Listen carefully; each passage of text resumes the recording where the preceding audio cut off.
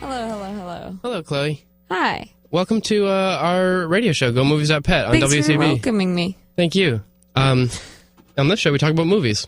Yes. Cool. I'm Chloe. I'm Samuel. And we're your hosts today. Yep. You just heard a song called Get Over It by OK Go from the past. And, Okay, from music video fame? Yeah. This was like the pre-music video OK Go. Oh, really? Which I think is better. I don't like any of their music video work.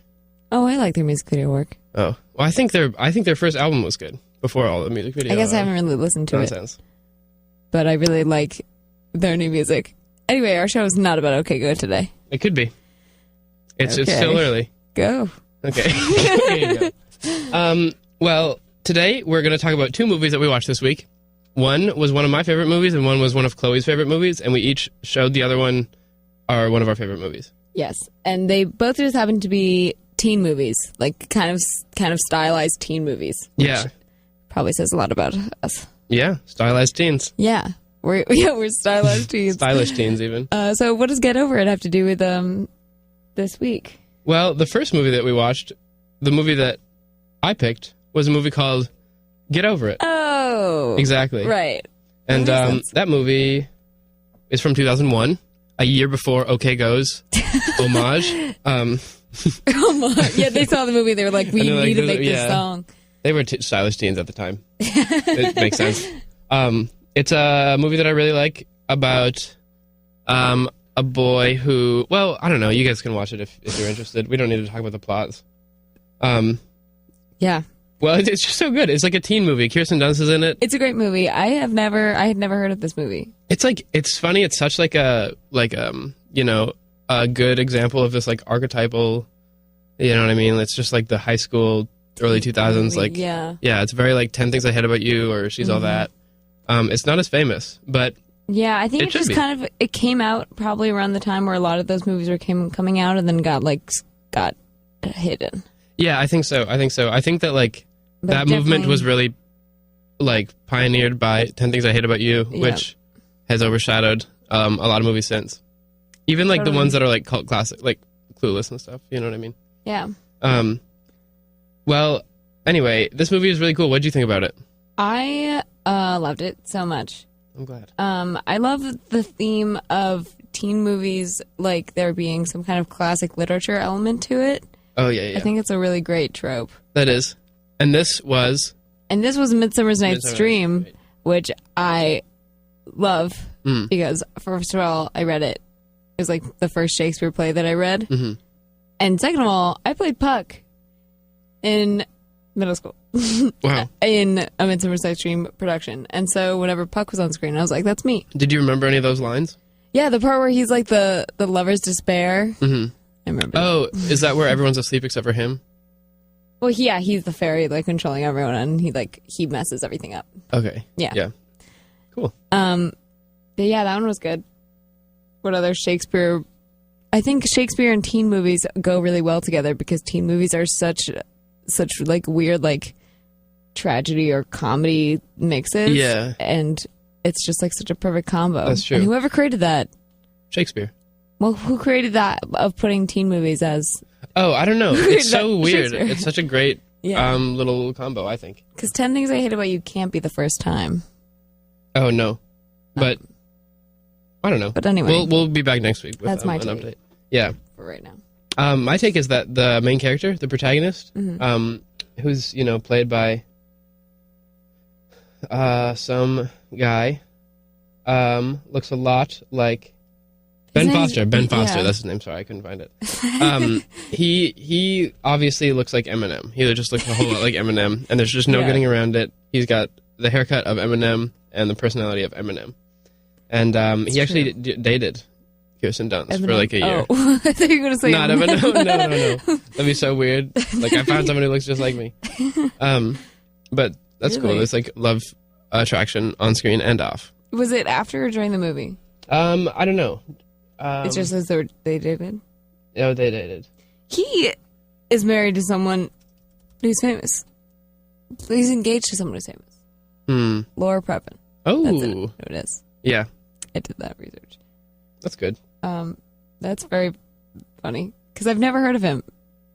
I haven't either. Somehow engaged. Oh my god, he looks so funny nowadays. Someone famous, and he was almost gonna marry someone like really famous.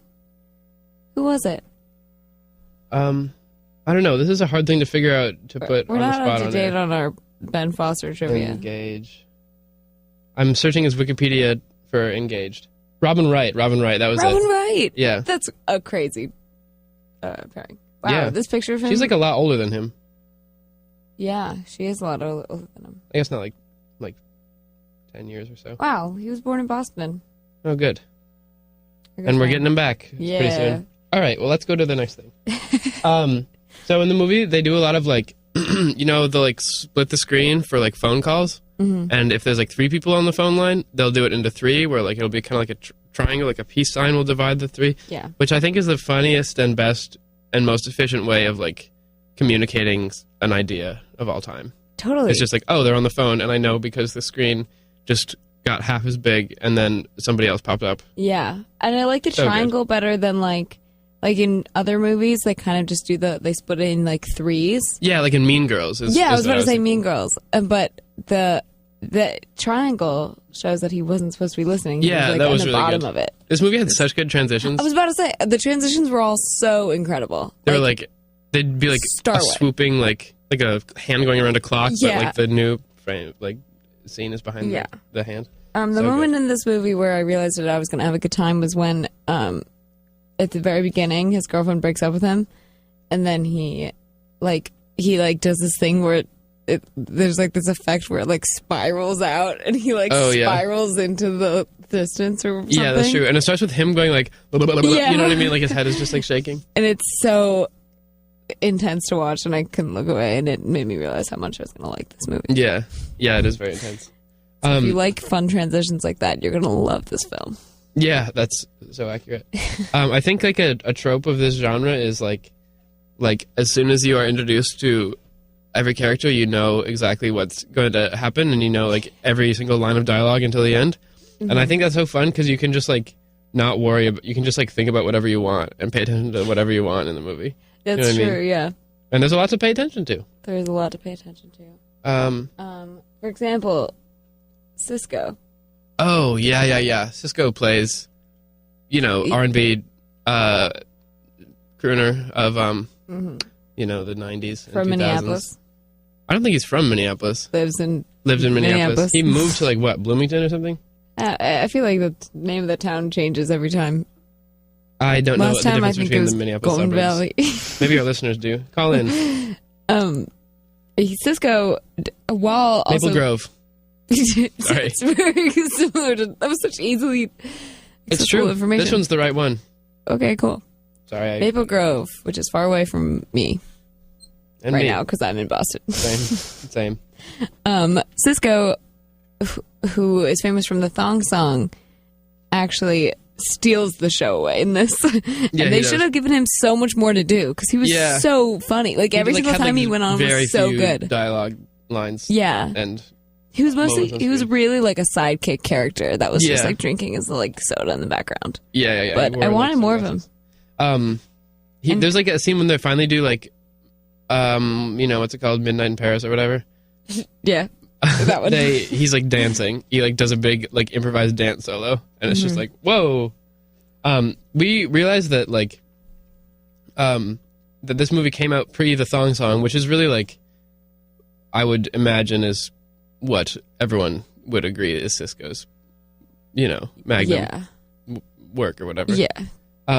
Was he famous at all before? Well, he was in a group called Drew Hill, and they had entered or released 2 albums before. But he had also released one on his own, and that's what I wanted to bring us to this new segment is, is there a third thing of, like, us? Where we, like, compare ourselves, like, say which of us things is which? Yeah. There's 3 solo Cisco albums, and I wanted to do, like, which of us is which Cisco album, but there's only 2 of us. Maybe we could just, like, there's an extra option. Pick one out. Well, yeah. Let me assign someone else of our GoMovies Dot Pet family. Maybe Kirsten Dunst. Oh, yeah. Okay, so between me, Kirsten, and Chloe, which of us is Unleash the Dragon, his first 1999 Unleash record. the Dragon? Yeah, and which is Return of Dragon. Wow. And which of us is Last Dragon? Wow. Also, it's Unleash the Dragon and Return of Dragon, not of like the dragon. It seems like it could even be a different character. I don't like that. I wish that it was the same. I think Return of Dragon is kind of funny. It is funny, but I don't like the way that it sounds together, and I think it's supposed to sound good together. Return of Dragon. Well, if the first one was called Unleash Dragon, I feel like I'd like it. Yeah, me too. Well, I would like it better because it starts off with good grammar. So I just wish that trend would continue. Oh, I can't care about grammar at this point. Okay. Well, who's who in Dragon Veil? I want to say that. I think you're Unleash the Dragon. I was going to say I think Kirsten is Return. Yeah. And would that make me Last Dragon? Or do you think you're Last Dragon? I think probably I'm Unleash. You're Unleash the Dragon and I'm Last Dragon? Yeah. I mean, what sets us apart? Like, what Unleash versus... I don't know. Well... Last Dragon. I don't know. I really don't know. I like it. I like it. We'll stick with it then. Cool. Okay, let's go to our next thing. In addition to there being Cisco in this movie, there's also Colin Hanks, who's the son of Tom Hanks. Yeah. And there's also Martin Sheen. Short. Yeah, I don't know the difference. Who's not Martin Sheen. Martin Short, I thought was Martin Sheen for a really long time, I think. Well, it's not on me for having them given the same names. I agree. I'll tell you that much. Martin Short, again, steals the game away. I think Martin Short in this movie, his character created the trope of, like, the silly drama teacher that was then, like, really well done in, like, High School Musical. It was, like, the next time that it was, like, really I think this, incredible. Like, Martin Short far outperforms any performance in High School Musical. I think it was just about one of the funniest, like... He was really funny, but... He was so fun. Like, literally, like, he should have got the Oscar. Yeah. I think. Just, like, should have been nominated. He just, like, brought the screen to life. And that's what it's all about. I agree. That's what makes Oscar. But I do think that the drama teacher in High School Musical is really funny. Yeah, I think so, too. But this, definitely... You can't beat this performance. Yeah, that's true. Cisco and Mila Kunis is my favorite couple. Oh, yeah, they are good. They're really cute together. Also, like, Zoe Saldana's in this movie? Yeah, I just found that out. Really? No, she's, like, the best friend who makes out with the pop star. Wow. That's what gets her broken up with Allison McAllister. Wow. Yeah, I didn't realize it was her in the movie while we watched it, and then I looked it up just now. She, looks like someone who should have an enormous part. She does. No, she doesn't. She has a very small part. No, she does look like someone. I was agreeing with you. She's a very small part. Yeah. She just, like, looks like more of a movie star. I don't think she was famous at that point, though, really. Yeah, that's true. Can't argue with that. I think she was just doing other stuff. Yeah. Until Busy. Star. Cool. Well, well, actually, no. There's one more thing I want to talk about. How did they train that dog? Is something I wrote. Wow. There's a dog that is severely misbehaving. Yeah. And there's one shot that's stuck out to me so much where the dog is, like, humping things, but it's like the shot of it is like it's just its head moving, and they cut out the rest of its body. So I, like, can't. How did they get them to stay still so that they could, like, you know? What do you mean? It was a well-trained dog. Like, how did they get that shot? I can't even imagine. I don't know the process behind that. Well, perhaps we'll never know. It did say no animals were harmed at the end of the movie. That's good. Yeah, I agree. All right. Any closing thoughts or clothing thoughts for Get Over It? I did write down one thing, which was, in the words of the wonderful Kevin Spacey, the show must go on. Which is so very funny. So many times throughout this movie, I laughed out loud. Yeah, me too. Just every time the drama teacher, Martin Short, was on stage, on screen. Man, I wish I could watch it again and write down every single thing he said. Yeah, me too. Funny. Just like guys, maybe find a YouTube compilation of his lines and get over it, because that is some funny stuff. Yeah. Oh, here's my other thought. At the beginning of the movie, so after this crazy transition part, there's like a musical number. Like with the opening credits. As we watched it, I said out loud that I think that it is better than the opening number of La La Land. Wow. High praise. Wow. The opening number is like, "Love will keep us together." Yeah. Which is such a funky hit from the past. It's a funky hit from the past, and it also has some fun, like, I don't know if it's dramatic irony or just simple irony, because he just got broken up with. Yeah. So he's just, like, listening to this love song and, like, being really sad, which is, like, so much fun to watch. It is a really, really... Like, I'm glad that they didn't do, like, a breakup song, because then they set the tone. You know what I mean? That's true. They were, like... Yeah, it, like, put faith in his recovery. Yeah. Most definitely. Yeah. Yeah, that's cool. Okay, dope. Well, should we go to our songs? Yes.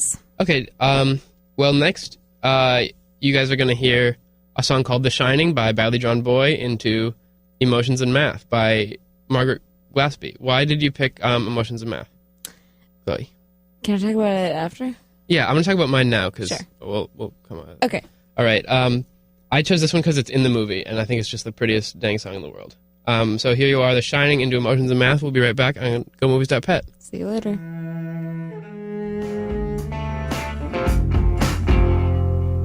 Welcome back. You just heard The Shining by Badly Drawn Boy into Emotions and Math. Yes. By Margaret Glaspie. Do you want to talk about... I will talk about why I picked Emotions and Math. Okay. Well, Emotions and Math was playing in the grocery store before we watched Get Over It. And so it was just on my mind throughout that movie. And so sometimes I would just like think about it. And it was just continued to be on my mind for But I'm a Cheerleader. And I just think it's a very good like teen movie song. And it's about emotions and math. Yeah. And I think fits more perfectly with our next movie that we're going to talk about, which is But I'm a Cheerleader. That's right. Which is one of my favorite movies. And I'm so glad that we got to watch it. Yeah. Chloe last night showed me the movie. And it was spectacular. I'd never seen it before, which, you know what I mean? It's been like a long time coming. Mm-hmm. But it was so spectacular. Yay. And very funny and very unique. Yeah. Definitely super stylized. I just forgot how like stylized everything was. Yeah, me too. Or I actually have never seen it. So I actually just learned it. But it's beautiful. It's a beautiful film. It really is. It really is. I like that her cheerleading outfit is orange. Yeah, and yeah, it's perfect because everything else in the house is like pink and blue, and they don't do any other colors other than pink and blue. Yeah, and sometimes it was green. There was green in the house too. It was she was green. The main head counselor woman was green, and everything about her was green. Yeah, that was cool. She was like the neutral, but then like orange was like the good neutral, and like green was like the bad neutral. Yeah. Oh yeah. That's interesting. You know what I mean? That's interesting. Listeners who are joining us at home, you may or may not know that Chloe right now is untangling her headphones. Sorry, I don't. I'm wondering what you're going to do with the headphones once they're fully untangled, which looks like it might take some time. Music. Well, I talk. Chloe's going to listen to a podcast. I genuinely, that was completely unconscious. Okay. I did not know that I was doing that. They're hard to not untangle when you see them like that. I don't even remember where they just were. You pulled them out of nowhere, and they were the biggest knot I'd ever seen. It's 8 a.m. It's 8 a.m. Yeah, just getting started. All right, so here we are. What are your preliminary thoughts about But I'm a Cheerleader? Well, it was super different. For some reason, I thought it would be kind of like other teen movies from that time. Mm-hmm. It seems like it will be. Yeah, it definitely is. Like for a while there. At the beginning? Yeah. Yeah, that's true. That's very true. Like it kind of has like a Romeo and Michelle's high school reunion vibe at the beginning. Yeah. But it does turn so very different. It's so like I couldn't even like really think it like even just like the way that everything looks. You know what I mean? Mm-hmm. Like how like they're on this farm and like everything's so like bleak there. Yeah, I remember watching it for the first time and not believing that she was gay.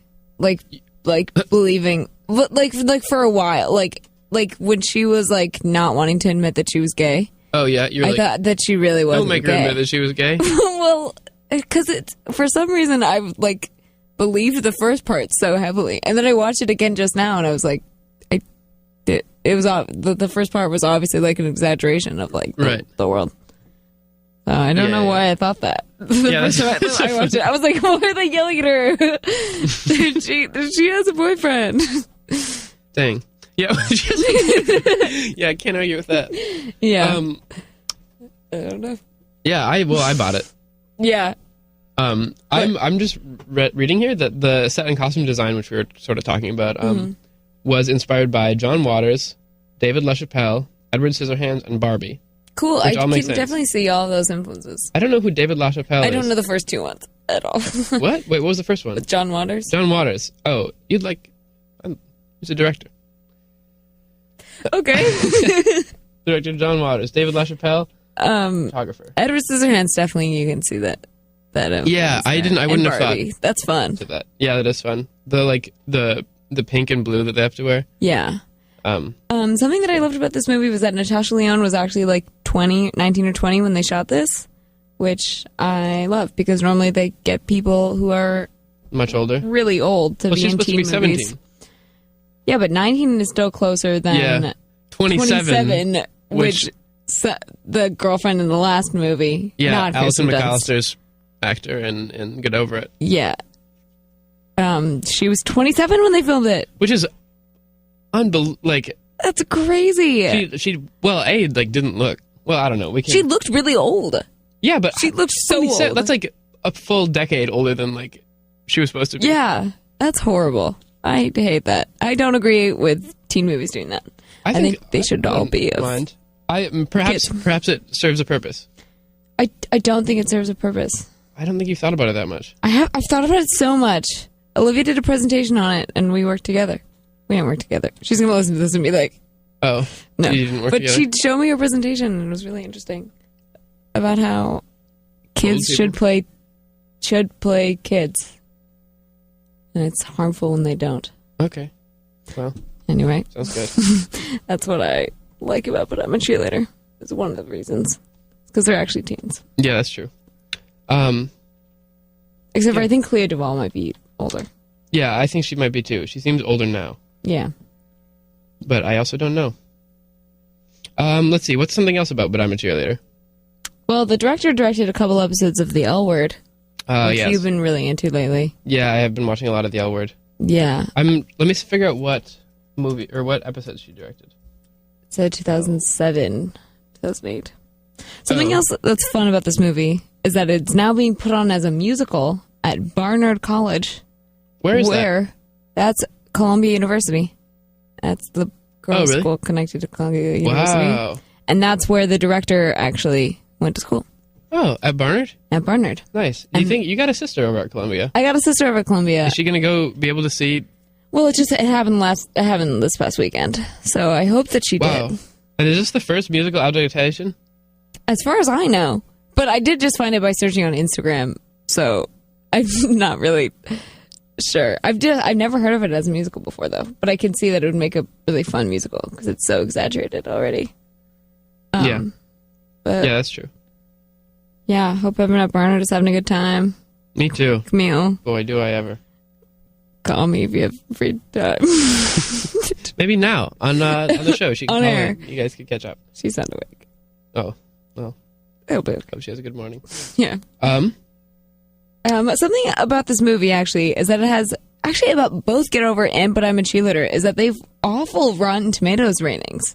Really? Yeah. But I'm a Cheerleader has 35% Rotten Tomatoes. Wow. And Get Over It has 44 or something. That's so shocking. So shocking.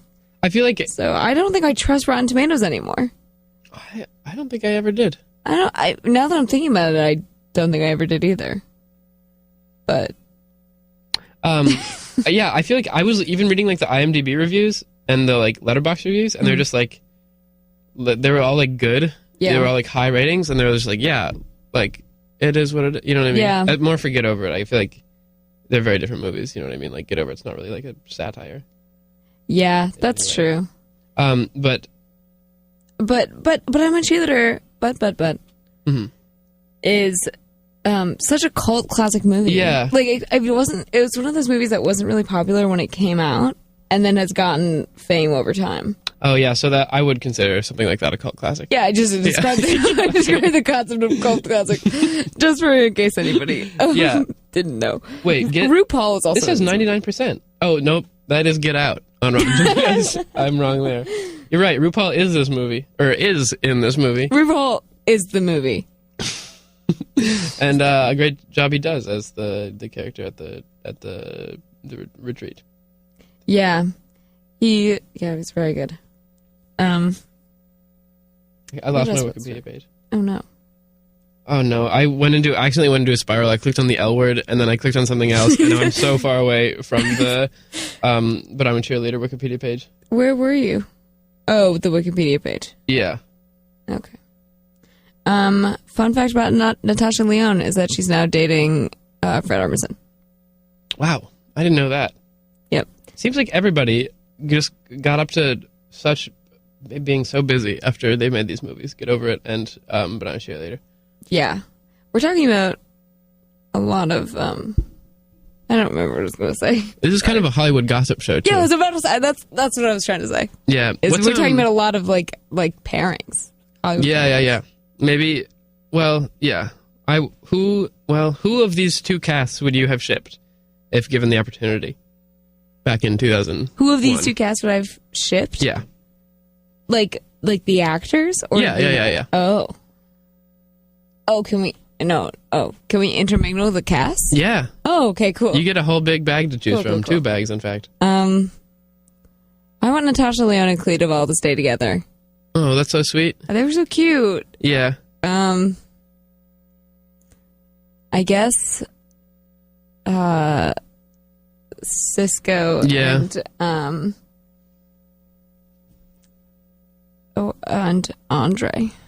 Okay.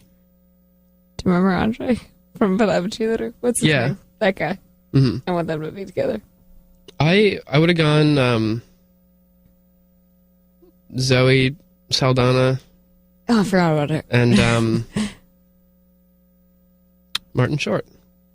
All right. Let's go to the next one. Eddie C. Bryan is in But I'm a Cheerleader, and Eddie C. Bryan is not someone that you would actually probably remember, but I only know him because he's married to someone famous, and that's why I wanted to bring it up, because LeAnn Rimes is who he's married to. LeAnn Rimes, yeah.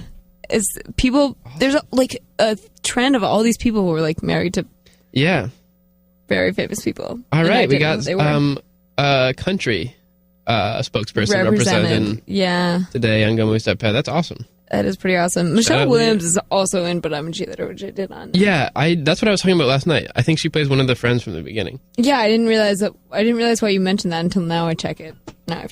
Yeah. All right, guys. Well, you're listening to GoMovies Dot Pet, the Hollywood gossip show. Yeah. Sorry, what were you? I was going to say, can we do that thing where we make the villains the two hosts? Who are the villains? The two, like RuPaul's character and what's her name? Yeah. Her name's like Michelle. The character? Yeah. It's Kathy Moriarty. Oh yeah. I don't know who of those is who. That's tough. Yeah. Let's see. Mike and Kathy? Mike and Mary. Mary, that's okay, Mary. That's what I thought. It's Kathy is the actress. Okay. Well, who was this who? I don't know. I'll probably give you RuPaul. Yes. I'll take Mary. Great. Good. Glad that we got that sorted. Yeah, we got that right out of the way. Great. Any other thing we want to do? You want to do clothing thoughts? Yeah. Well, the clothing thoughts were they were good. They were good, yeah. They fit the movie very well. It was stylized, as we say. Right. To where most of the movie everyone was wearing like the same thing. Yeah. Which was pretty cool. It was pretty cool. It definitely put you in the scene of the movie. Yes. And then that tuxedo that the guy was wearing at the end of the movie. The rainbow one? Is like no. The tuxedo, like at graduation. It's like vinyl. It's like a really weird material. Wait, who's wearing it? Like Mike? The guy's graduating. It's Joel and I don't know who else is graduating. Okay. Wow. But it was like it's like such a weird flismy. To that next time. It's like shiny. on screen. And I've always wanted to know what it was. Well, and also get one. Yeah. That'd be pretty cool. Yeah. Walk around in that. At the GoMovies Dot Pet red carpet premiere. Of season 2 or whatever. And that's my clothing thought for the movie. Yeah, that's a good clothing thought. Great. Anything else that we want to do about But I'm a Cheerleader? I don't think so. All right, should we go into our next song? Next song, yeah. Let's okay, do it. dope. This is I'm Not Gonna Teach Your Boyfriend How to Dance With You by Black Kids. Yep. Enjoy. And we're back. Exactly. So I picked that song because I think it sounds like it should be in the movie. And it should be in the movie. And it sounds like it should be in the movie, yeah. Was that out for public consumption at the time of 1999's But I'm a Cheerleader? I don't think so. I don't think... It was later. No, That's What I Call Music, number 70, which came out in 2008, which I'm sure a lot of our listeners I'm sure it was a 2008. It sounds like a 2008 classic. Yeah, that's true. The song also sounds like it could be in the movie Angus Thongs and Perfect Snocking. Excuse me? Have you ever seen the movie Angus Thongs and Perfect Snocking? Only from you talking about it. Well, I guess. Watch that soon. Yeah, that's a good idea. We've already... I should have picked it for this week. No, I'm proud of this movie. Yeah, me too. I think these are two good movies together. Yeah, they were good movies together. But Angus Thongs and Perfect Snocking, for my listeners out there who know what I'm talking about, so good. Exactly. All right, so we got a couple more segments we're going to do. The first one's going to be a quick round of Sight Unseen, a fan favorite that we haven't done in some time. Mm-hmm. Yeah, I think the first time we did it was Jumanji, our first episode. Yeah, and then we haven't done it. And we haven't done it. We're bookend. This is our most recent episode. This is our last episode. No, it's not. There will be many, many more. As far if I have anything to say in it. Do you have a list up? I do. So. For those of you just joining us, this segment is where GoMovies Dot Pet hosts go through some movies and review them, and they're movies that we haven't seen. Yes. So first one is 1517 to Paris. The only thing I know about that movie is that an Emerson alum wrote it. Really? And that Clint Eastwood directed it. I think that movie looks so horrible, and anybody who went to see it should be made fun of. I totally agree. It just looks like there's just really no excuse for going to see this, I agree. It looks horrible, which makes me feel sad that an Emerson alum wrote it. Yeah, that's embarrassing, definitely. It's truly the only thing I know about it. Okay, cool. Let's go to the next one. Great. Annihilation. I actually have seen that one. We can't do that. Black Panther, we've both seen. Call Me By Your Name, we've seen. Yeah. The Darkest Hour. I heard of that. It was nominated for a couple Oscars. Yeah, my dad was like, you should go see The Darkest Hour. I feel like immediately after the Oscars, everybody forgot about it. Yeah. Nobody wants to talk about it ever again, so I don't want to talk about it ever. Yeah, we're not going to give you our thoughts on that one. Sorry, listeners. Death Wish? This is a Bruce Willis type of situation. I was going to just make a estimated guess that it was like a horror movie. Oh, well, I don't think it's any easy listening. It's no comedy. easy A. Which we're also going to watch next week. That's my review of Death Wish, is that, hey, it's no easy A. It's no The Scarlet Letter. Oh, yes. I agree with that review. All right, Early Man, you know about this? That's looks like Wallace and Gromit type of animation, but it's about I do know about that. Yeah. It seems fun. Yeah. Okay. All right, next we're doing Every Day. That's the movie where they change where it changes bodies every the day. lover is a different body. Really curious about that movie. I would never pay any money to go see it. Me neither. That one I'm maybe fun, but yeah. I was like, it's probably 90 minutes or longer, as are many movies, which might get a little long for this movie and me. Yeah, absolutely. It just seems someone unless maybe there's a 4 years crazy younger than us turn in the middle. Oh yeah, that could be good. Then all right. Right now, I feel like I know everything that's going to happen. Yeah, I hear that. What's next? Miss Gray Will See You Now. 50 Shades Freed. Oh, cool. I'm going to give this one a great review. Okay, I'll give it a, let's say a good 10 out of 10. Well, just 15. Out of there's it's no, just 15. Just 15. I give this one a good review because I went to see. It was between this. Me and my friend Margot were going to go see a movie, and we saw. It was between this or what's it called? Not Letterboxd or Lady Bird, but Red Sparrow, Okay. Which just really stunk. Okay. And I wish that we had seen 50 Shades Freed. Wow. All right, Game Night. Have you seen that? No, but I've heard a lot about it. Me too. That'll be fun. That'll keep your eyes open. Definitely. Chloe falls asleep. Not going to happen. Oh yeah, having fun asleep, having fun, spelling I haven't fallen asleep in a while. Good. Sorry. The Greatest Showman?